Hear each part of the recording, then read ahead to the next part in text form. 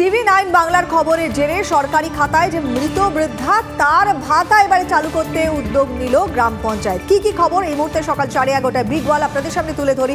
সকাল 11:30টার প্রথম খবর, সরকারি খাতায় মৃত বৃদ্ধার ভাতা চালু হলো এবারে TV9 বাংলার খবর হওয়ার পর। তার আগে প্রশাসনের টনক নড়েনি, অর্থাৎ TV9 বাংলার খবর দেখানো হয়, তারপরই টনক নড়ে প্রশাসনের।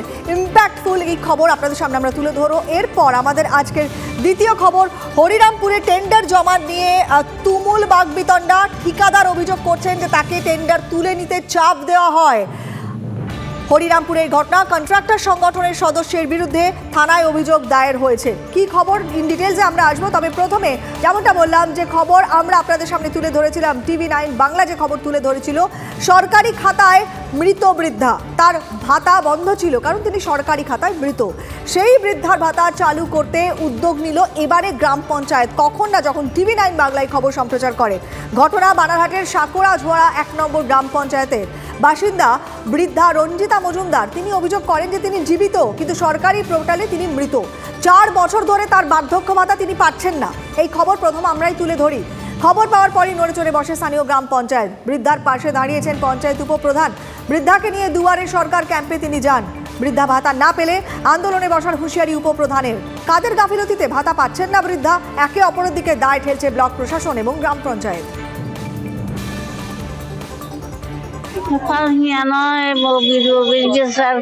কাগজপত্র নিয়ে গেছে আর আপনি তো মারা গেছেন, সেজন্য পাচ্ছিলেন না।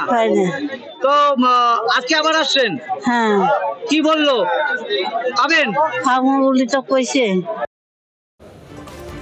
না, এটা ভুল কথা। আমি তো হতো না, উনি কেওয়াইসি সার্টিফিকেটটা জমা দেয়নি বলে পোর্টালে হয়তো বা উনাকে দেখা হচ্ছিল উনি নেই বা উনার ইনঅ্যাক্টিভ হয়েছিল। আপনাদের সংবাদ মাধ্যমের খবরের আমি জানতে পারার পরে উনার বাড়ি গেলাম, উনার কাগজপত্র আনলাম, উনার কেওয়াইসি আমি জমা করলাম।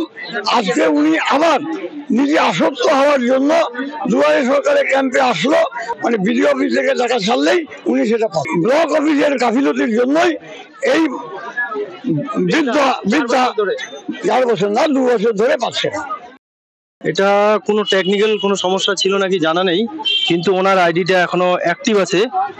টাকা ছাড়লেই উনি টাকাটা পেয়ে যাবেন আর কি। তো 4 বছর ধরে আপনারা সেই টেকনিক্যাল যে ইস্যু ছিল সেটা কি লক্ষ্য করেননি? উনি তো বারবার করে দুয়ারে সরকার এসেছিল। এটা অ্যাকচুয়ালি ব্লক থেকে যিনি স্টাফ আছেন তিনি ভালো বলতে পারবেন। হ্যাঁ, আমি জিপির NSAP নোডাল, কিন্তু আমি দেখছি ওনার ইয়েটা অ্যাক্টিভ আছে।